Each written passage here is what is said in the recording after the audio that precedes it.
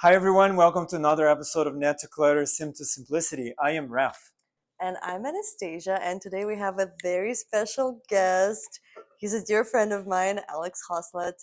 Um, Hosselet, Oscillate. Mr. Hosselet is a talented marketer and communicator. Thank you. Very experienced. You are not a minimalist, and you have words to say about that. But you do care about the planet, Yeah. and you care about overconsumption, Mhm. which could be a huge problem. Yes. So we thought we'd chat about that because we all work in marketing and Yeah. communications. Mhm. We do. So how about you start us off, Alex, with give us a bit of a brief background on what is consumer marketing and how can that look like in real life today? Yeah. So, I mean, historically, it's something that we've sort of seen as a trend for the past 100 years. I'm a history guy. So, Edward Bernays kicked off sort of the modern era of marketing and advertising. He was actually the nephew of Sigmund Freud. And where his uncle was like, oh, people have all of these like subconscious desires that they're not aware of. His nephew was like, I can use that to sell things to people. Wow. Yeah, and so he sort of started off that field of going from just saying a product is like Colgate, it's toothpaste for your mouth, to being like Colgate, if you don't use it, she's not going to want to kiss you, and using all of these sort of subconscious motivations to make people to buy things. And we've seen that, I think, evolve over the years, and advertising changes, and frequently, I mean, we're all marketers, often predatory on people's subconscious and also their insecurities. And now we live in an era where, where things are very digital and we have social media and people are designing apps in tandem with neurologists to make people as glued to them as possible and as impulsive as they can be with that, right? So it's gone from something that was a really bad idea 100 years ago and snowballed into something that I think has a really firm grip on a lot of people. So, Yeah, and the way I see it in real life today is, I guess one of the most prominent things is kind of influencer marketing, right? Because what happens is people watch someone, and the more you watch someone, the more familiar you become with them, and the more familiar you are with them, the more trust is built. Right. And then so when you are on your couch watching someone's life over a course of days or weeks or months, then you have this like trust relationship, which is really weird because it's only one way obviously. yeah. And then these influencers are like, okay, so like this jacket is the best.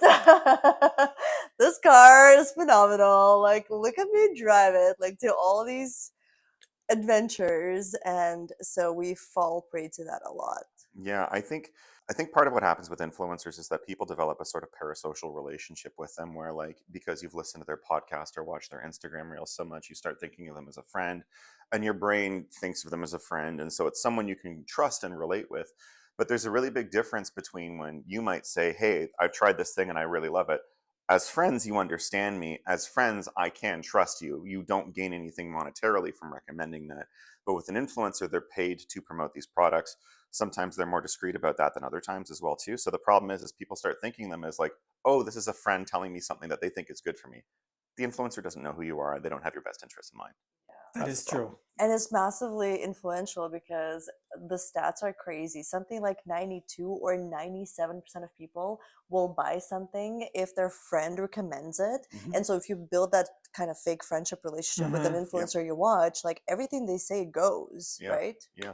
And we live in a society now where, people are more and more isolated. We talk about a loneliness epidemic and things like that. So for some people, these personalities that they see online, they really are trying to fill that void of loneliness with that, which is unfortunate. But because of that, they're that much more susceptible to their messaging. Yeah. And it's like a constant situation, right? So you see the person once a week and then you're like, oh yeah, he's my friend. I see him on Yeah. TV or on my phone every week. And it's funny. I was watching this interior designer that I like. And then in one episode, he promoted a vacuum robot. And I was like, oh, okay, that's nice. And then now I'm using it and this is great. This is great. Like 3 months later, he promoted another brand. And then I was like, why do you have two different robots? Yeah. And I love how they say, they're like, oh, but like, let me tell you this, like, it's not going to work for everyone. But if you have a family of like 4 people, you need this robot. But if you're a family of 3.5 people, it's that robot. If there's a dog involved, it's this one. But you know what? You don't need all of them, but you also do. You can visualize the product sheet just out of view, I think, right? So Yeah. Yeah, it's crazy. yeah, Okay, so what do you think are the biggest drivers of overconsumption today? yeah. Is it convenience, social media, FOMO, or something else entirely? I'm gonna go with social media, and FOMO is related to that. So yeah, definitely social media for me. It's so easy now. You click, you're on Instagram, and you click on the thing. It already takes you to. It already puts the product in your basket.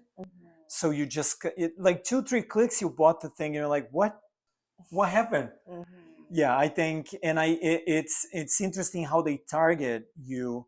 You close Instagram, and then you open Instagram again, and the ad is there again. Hmm. And then you go, I am not interested. And then you close Instagram, you come back 3 days later, the ad is there again. And It's our like phones it's listen to never. us, right? Like I Oh yeah, literally they mentioned do. something. Sure. I sometimes even just think of something. I don't know how that works. But then like the phone is just like, oh yeah, you were thinking about this. Let me give this to you. I think a large contributor as well too, and I completely agree with you. But I think there's a huge degree of planned obsolescence in a lot of our consumer True. goods as well, right? I think we all know a guy who, when the new iPhone comes out, always buys the newest iPhone, which is ridiculous. And when we think about fast fashion and buying a T-shirt, maybe it's cheap, but it lasts less than a year, sometimes a lot less, right? So, not to be like back in the good old days, because I'm not that old, but things genuinely were made to last a lot longer. Like Hmm. I have appliances from when I was a kid because the toaster still works, right? Like, but if I bought a new toaster, it would not last 30, 35 No. years, right? So by design, a lot of things I think are meant to be replaced very regularly, and the marketing goes along with Okay, that. so that's really interesting because what I've noticed Mm, is that there's this workout brand, okay? And mm, like 10 years ago, when I would go there, I could buy anything and everything just fit perfectly. mhm, And I know that my body changed, whatever, I had a baby. mhm, However, I've tried coming there for the past 2 years, and everything I try on doesn't fit me at all in any way. Like something's always a little bit wrong. mhm, And it made me think because then I went to a few other clothing stores looking for something other, like just other things. And it made me think that, okay, so back in the day, mhm. they made pieces that were made to last, but they also were designed really smart. Hmm. And so they kind of fit different bodies Yeah, very well, yeah, even though there were fluctuations. yeah. And now I find is that you buy a thing and you're like, okay, well, I'll buy it, but it will only work if I buy this other thing. Like, Mm, let's say, like, I buy a long sleeve t-shirt and you're like, oh, well, something's a little wrong. Like, it will, but it will work with like a vest on or something. Like, and you start creating these stories for yourself that are like, okay, yeah. well, this doesn't fit perfectly. Like these jeans, like the cut is weird. But if I buy boots that cover the cut, then maybe it'll look perfect. And I find myself with everything. Like it's like that with all of my clothes. And it's so frustrating because I'm like, just give me the damn perfect pair of jeans and the damn perfect Well, pair of you like t-shirt. we were joking before the episode that you're surrounded by giants today. It must be nice to go into a store and actually find things that I fit you, right? Right. Pants that fit can't relate. Previous listeners of this podcast know I have a tailor because nothing fits me, Yeah. nothing. So I just buy whatever and then take it to her, and then she will make it fit for me. Right. But it's I understand your point. There's a pair of pants from that same brand you were talking about, and they have this fantastic color, and I have a pair, and I Yeah. use it. It's my daily driver for Yeah. work. And then I went into the store and I was like, I want to get another pair because this one is starting to show its age. They discontinued the collar. It was one of the best selling collars they had. Yeah. And then they changed it to the collars that are just like, and I was like, Yeah, because they okay, want you to buy 5 other products exactly. that could perhaps Yeah. fill in the gap of this one Yeah. thing that you're So missing. I keep repairing. And it's something I wanted to talk about. When I was a kid back in Brazil, we would repair everything. There would be Yes. repair shops, right? We would take the Mhm. toaster, whatever, and repair. Yes. And now there's no repair. No. Like I Mhm. repair my clothes.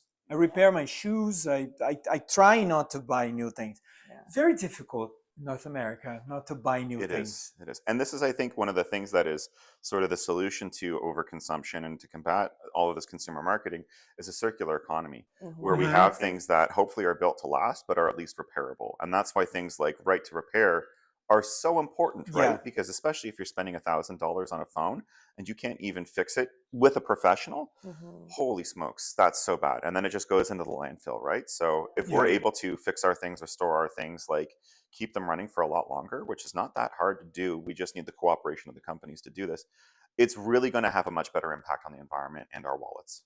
And it's actually one of your hobbies too. Like, let's talk Yes. about that. Yeah. Okay. So I think everyone picked up some hobbies in the pandemic, and I've been a longtime fan of like furniture and tool restoration videos online. And locked at home, I was like, you know what? I've watched enough of these. I think I can do that. So I started with some tool restoration, but then I moved on to furniture restoration and eventually making my own furniture. And it's one of the things that I really recommend to people, not just because you can restore furniture, save it from a landfill, and often it's better than new furniture you would buy now.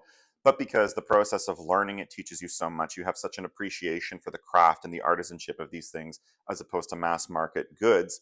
And then it's also like a really big cost saving things. Like I made my own dining table, which you saw. I had a style in mind, designed it myself, and I built the table for about $600 worth of materials and It's a 27 hours of work. massive table. It's It's good. a $2,000 table. Well, that's the thing is if I was to buy that, I would be spending at least $2,000 if I could find something in the style that I wanted. So it's a really good activity to learn how to make things, to learn how to fix things, to learn how to restore things, and something that I think is much more within people's reach than they realize. Yeah, and Alex gave my baby the best gift ever. So he made those little cubes, is that what they're called? Yeah, like baby blocks. Baby blocks with 3 languages and like Oh, nice. animals. Yeah. Yeah, It it's was really cute. it was fun. It was a really interesting piece to make. I've had other people Yeah. say like, "Can you make those for my baby?" I'm like, "No, never again." Yeah, I know. I know. It was This is custom made, one time only piece. Yes, and yes. I will probably save it forever. Like, Nice. And it'll it will stay with last them. forever. It was It'll built to last. last forever. So, Nice. yeah.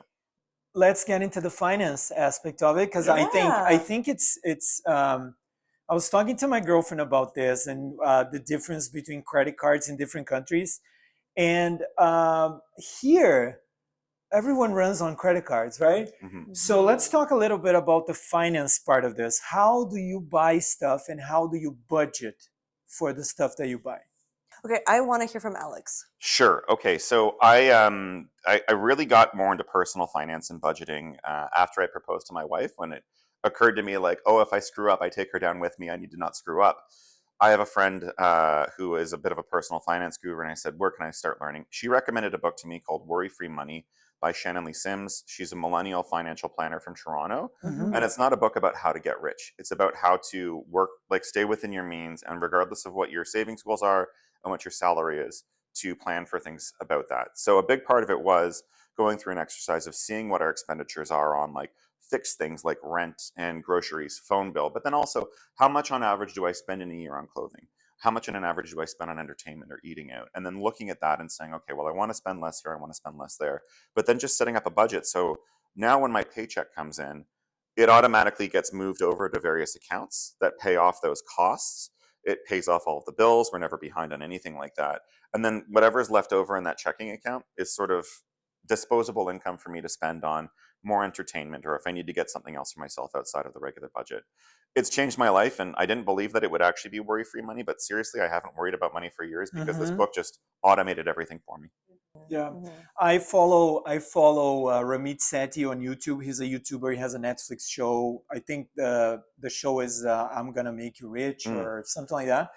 And like you said, I don't want to be rich. I just want to Mhm. live in my own means. So I took what it was good for me from his theory. Mhm. It's a very similar concept. So you have your rent, your utilities, and all that, and then he talks about rich life. Yeah. So in the rich life, you have dials, things that you really love, and then you should spend money on that, and then cut mercilessly on the things that you don't care for. So what's interesting is that he also has this concept of guilt-free money. Mhm. So he has a little spreadsheet. You put your stuff in there, like your bills and all that, and then whatever is left is your guilt-free money, and that's the money that you shouldn't worry about. Yeah. So what about you? Yeah, so for me, when I was 30, I, started earning a bit more money for the first time. And then so I was so excited about that, well, like a bit earlier than 30. But then by the time I was 30, I was like, okay, so I'm earning all this money. I still have debt from masters, and I was like, why is nothing going anywhere? Like nothing's moving. Like I'm still in debt. I have the money, but I don't have the money. Like what's going on? So at 30, I just went on YouTube. They taught me a thing or two about budgeting, and yeah, that's exactly what I've done.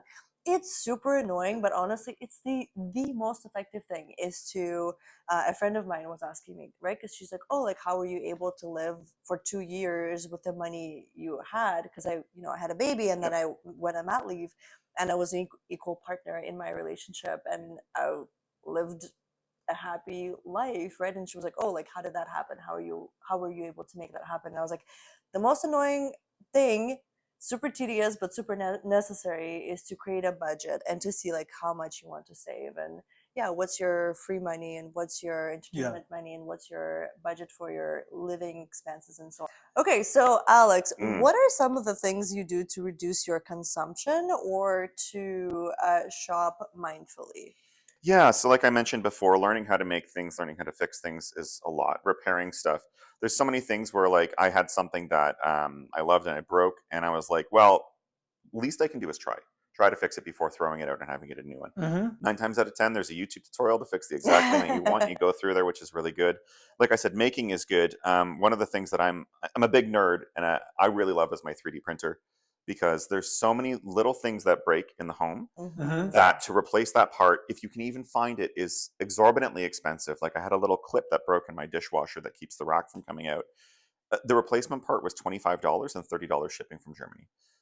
I found a free, already designed print for it, Right. and now I can print it for 5 cents. Right. So the upfront cost of the printer is one thing, but there's not really a lot of waste from it, and it's so useful.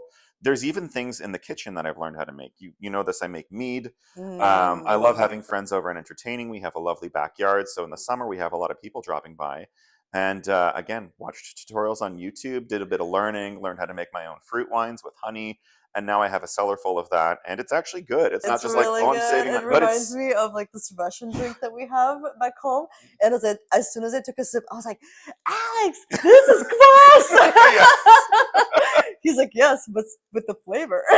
Yeah. It's really good. It's been great to learn, but it's also been really great to make something and to share it with people. Like when you make something yourself, you take so much pride in it, and I really cannot emphasize that enough. is try. Okay. So you're perfect, but let me ask you this. Okay, so you are in a shopping mall Yeah. or on a vacation. Sure.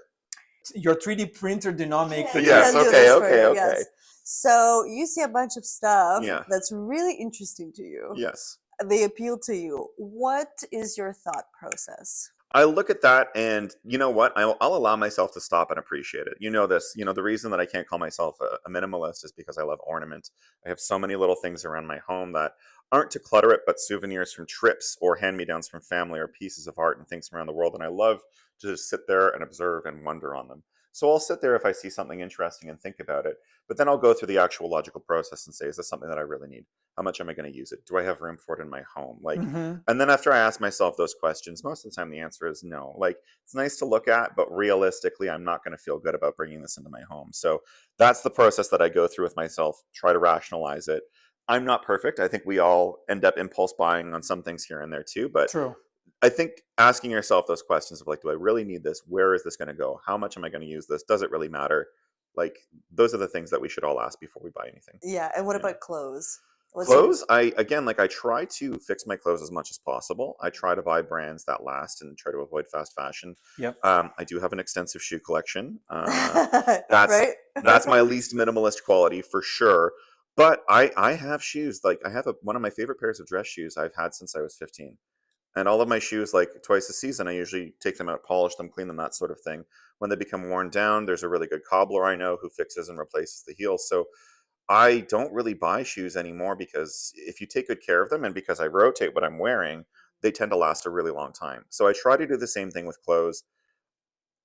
I can't even remember the last time I had to buy like a new pair of jeans or something like that because I just take good care of them and fix little tears with sewing and things like that. A skill everyone should have. Yeah. You know? Yeah. And yeah, so keep it going as long as I can. But when I buy something, make sure it's something that is of a good quality that will last. There's this anecdote that you might have heard about, you know, like it's more expensive to buy cheap shoes Yes. because True. if you buy something cheap, Yeah. you have to replace it every season. So maybe it sucks to bite the bullet and buy like a $300 pair of boots, but if they last you 8 years, Yeah. it's better off, right? So That's And- me and winter shoes here in Canada. Because I absolutely. have a dog and we're outside all the time and there's salt here and other things. And yes, yeah, my winter shoes are really expensive. trust the Siberian on your winter wear. Yeah, definitely. I can recommend some stuff. Yeah. What about you? So yeah, I wanna connect to something that you said. That you said you're not a minimalist, but minimalism and essentialism in Yes. a way is we try to buy the thing that is more expensive upfront, Mhm. but it's gonna last longer, Exactly. right? Yeah. Instead of buying, I don't know, 15 shirts, you buy one shirt or two shirts. Oh, this is gonna be like a 15-year commitment Yep. between me and the shirt or something like that. So for me, I try to not do impulse buying. I think that's the big one for me. Yes. I sometimes even put stuff on the cart or in a favorites list and Yep. I don't buy it and I walk away. And it takes and I do a lot of research. I watch a lot of videos. It's very strange for me to go and just, oh, let's buy that. Especially if something over $100, I am not going to commit. Yeah. There's a lot of reviews I need to see about this. Oh my god, to me it's like over $20 and I'm Oh, like, no, yeah. I think you can train yourself to get out of that habit, and it's something that I've worked on because it's so easy when you have a credit card and it's online shopping. yeah. It doesn't even feel real. And sometimes even when I'm looking at those reviews, I'm kind of selling myself as I'm reading them, and you have to recognize that and stop it.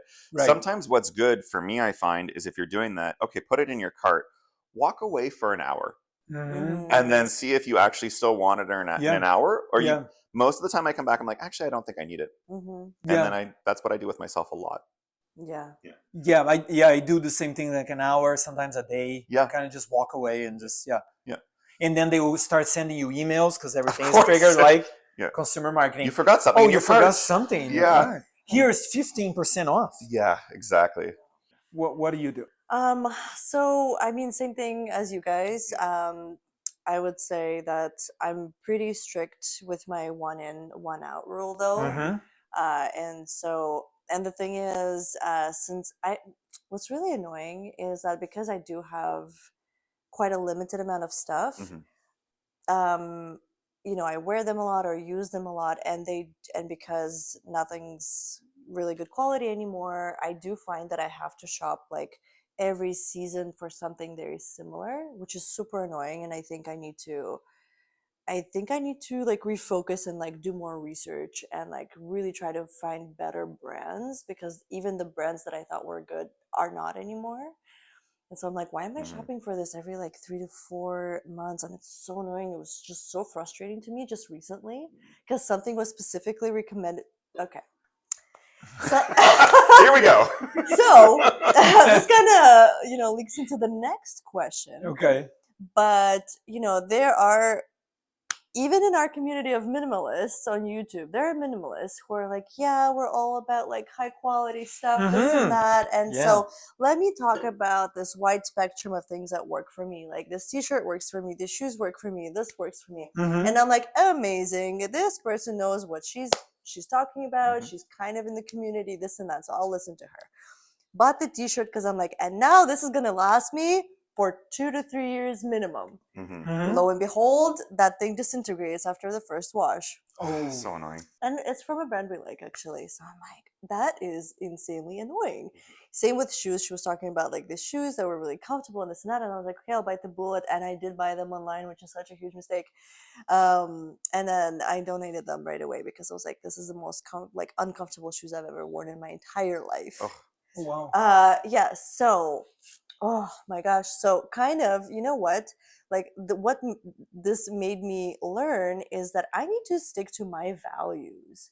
And I need to like stop listening to everyone, even my friends and the influencers who are not my friends, Right. and I just need to know my style, know what I love. I found the brands that work for me.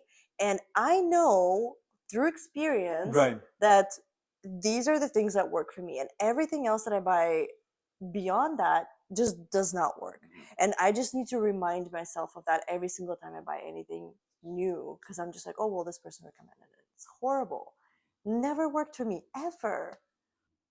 So that is the answer to our fifth question. Yeah. What about you, Alex? Did you regret buying something recently? Yeah, I was reflecting on this on the way over, and I definitely impulse bought something recently, and I regretted it afterwards. It was a couple weeks ago.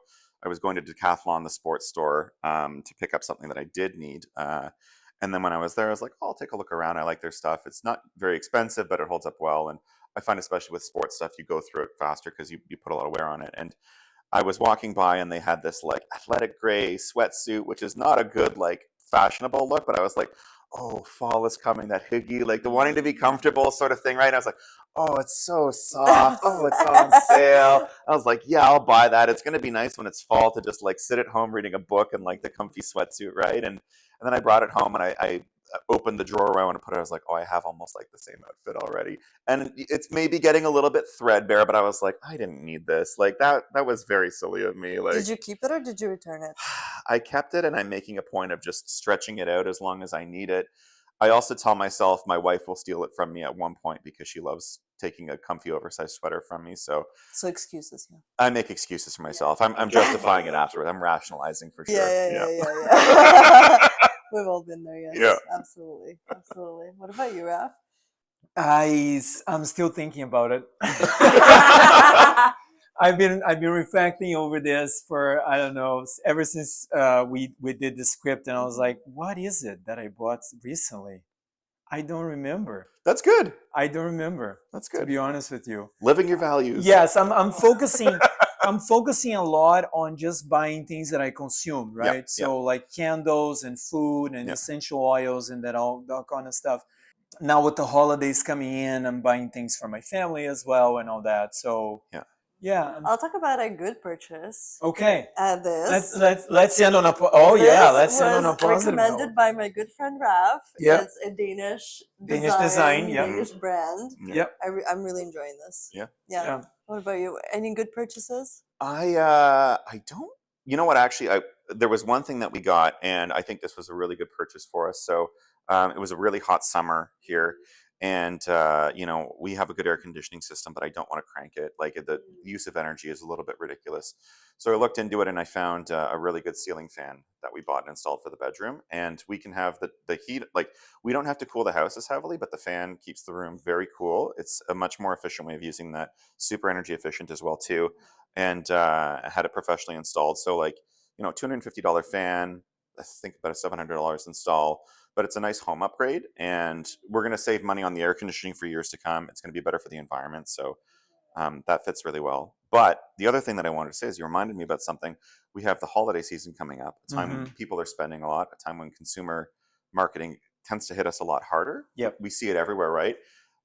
To the viewers out there, to the listeners out there, the challenge for this year is try to make some Christmas gifts. And I don't mean like just do a handwritten card, but like challenge yourself to learn something like crochet or some other, skill that is good for you, and see if you can make some gifts this year. Yeah, and no, you don't even have to go that far. Cookies. So a friend of mine, her friend just makes like 3 or 4 different types of cookies, and then she boxes them, and that's literally her gift to every fucking one. Yeah, that's perfect. And I was like, what a beautiful. And you know what? Everyone's looking forward to her cookies every single year. They're like, they expect it, they want them, they're so delicious. So for me, good purchase. I'm wearing it. It's my new flannel shirt. It's a Gojira flannel shirt. Gojira. And I got I got another one from my best friend. I'm gonna see him soon. So, and then they offer free shipping if you buy 2. So they got me. There we go. Oh, they got me there for sure. Yeah. We didn't talk about that, but free shipping is another thing that got people to put more things in their cart, so you get to the limit of the free shipping, right? Okay. So there was a situation literally this week where I went on the website and I needed something, and it's a brand that I like and I trust, and I needed one thing. Okay. But then they're like, you're $37 away from free shipping. Yeah. And I'm like, so then I'm like, okay, I like this brand. Let me look around. So I looked around and I added a bunch of crap to the cart. And then I'm sitting there and I'm like, okay, so I needed this one thing. Like, what's the other stuff doing there? And so after like literally 5 seconds of reflecting on this, I was like, you know what? Be gone, extra stuff. I'm literally going to pay like a $20, it was like $18 shipping or something. But I'm like, you know what? I don't care. I don't care because $18 is still less than the like almost $140 more that I added to the cart. And I'm like, yeah, okay, I'll pay the money for this convenience, but then I won't have to deal with stuff that comes in and then I don't know how to manage it because I didn't need it. Yeah. This is one of the things that's insidious with the consumer marketing, and a good example of where they try to rewire and reprogram our psychology is so often you'll see something that, let's say it's $100 and it's on sale for $80, and they frame it as save $20. You're not saving $20, you're losing $80. Mm-hmm. But they tell you that you're saving money by buying it. And if you just stop and think about that, it's like, no, I'm actually spending 80. Maybe I'm not spending 100, but I'm not saving money. I'm definitely losing money by buying it. Even more so, there's a lot of times where retailers will artificially raise the price and then claim it's on sale. A certain big box online retailer is notorious for doing this. So they'll make you think that you're saving money. You're still actually paying the same amount or possibly even more than the regular off-season price for it. There's a quote from the minimalist that I love, that it's a good discount 100%. If you leave the product on the shelf, that's a great discount. You're actually saving money on that one. Yeah. And I think about every single thing I buy, I was like, is this 100% discount situation where I'm not gonna buy the thing? Yeah. Okay, all right, everyone, this is it. Thank you for watching and listening to us. Another episode of Net to Clutter, Sim to Simplicity. Anastasia, what have we got for the comments this week? The comments, so let us know in the comments, what are some of the ways you try to be a more mindful consumer? So don't forget to find us on YouTube, Apple Podcasts, and Spotify. And until next time on Net to Clutter, Sim to Simplicity, where we cut through the chaos and help you simplify life, work, and everything in between. Bye. Bye. Fucking awesome.